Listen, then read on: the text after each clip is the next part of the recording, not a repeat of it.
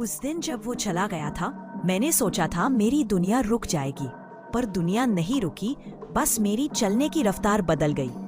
कुछ दिनों तक कमरे की हर चीज मुझे उसकी याद दिलाती थी। कभी कभी तो बस छत को देखते रहती थी। धीरे धीरे दर्द कम हुआ। किसी को खोना खुद को पाने की शुरुआत हो सकता है। छोटी छोटी चीजें फिर से अपनानी शुरू की। सबसे बड़ी जीत तब मिली। मैंने समझ लिया टूटना बुरा नहीं होता। आज मैं अपने पैरों पर खड़ी हूँ।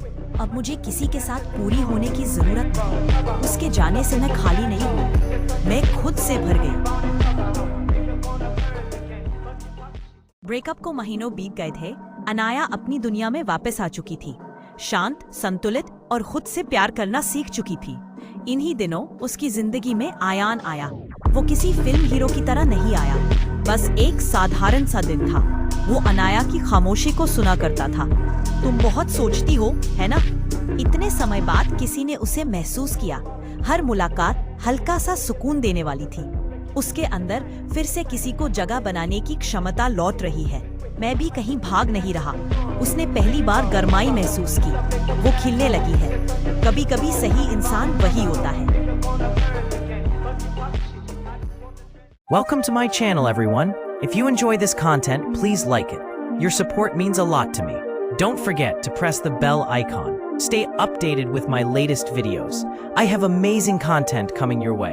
Hit that subscribe button for more. Share the fun with your friends. Join our community and be part of it.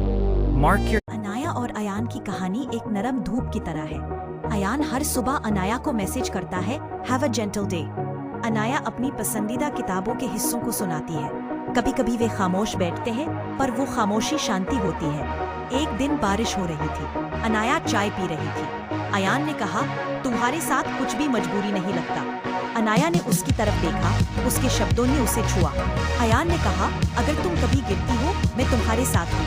Anaya ने डायरी में लिखा, आज मैंने खुद को खोलता महसूस किया। प्यार चिल्लाकर नहीं आता, वो बस एक दिन महसूस होता है।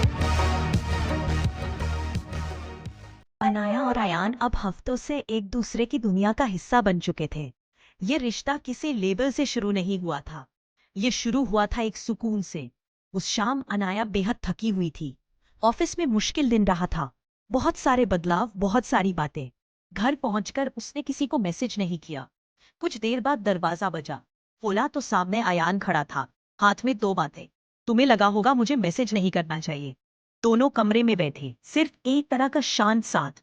अनाया ने बिना सोचे उसके हाथ पकड़ लिया। अयान ने उसकी आंखों में देखते हुए कहा, उसने बस इतना कहा, तुम पहले ही। बस मैंने माना नहीं था। अयान की मुस्कान उस पल किसी रोशनी जैसी लगी। और इसी तरह मैंने और तुमने पहली बार हम कहा।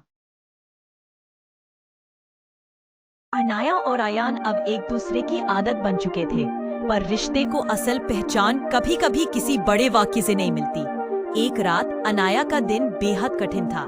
माँ की तबीयत अचानक बिगड़ गई थी। अनाया ने अयान को मैसेज नहीं किया। रात के लगभग 1 बजे अयान वहाँ खड़ा था। तुम अकेली नहीं हो। अयान ने पूरी रात उसके साथ बिताई। प्यार वो है जो दिल को थम रखे। उसी सुबह बिना कहे एक रिश्ता बयान हो गया। क्या मैं हमेशा तुम्हारे साथ रह सकता हूँ? तुम पहले ही हो।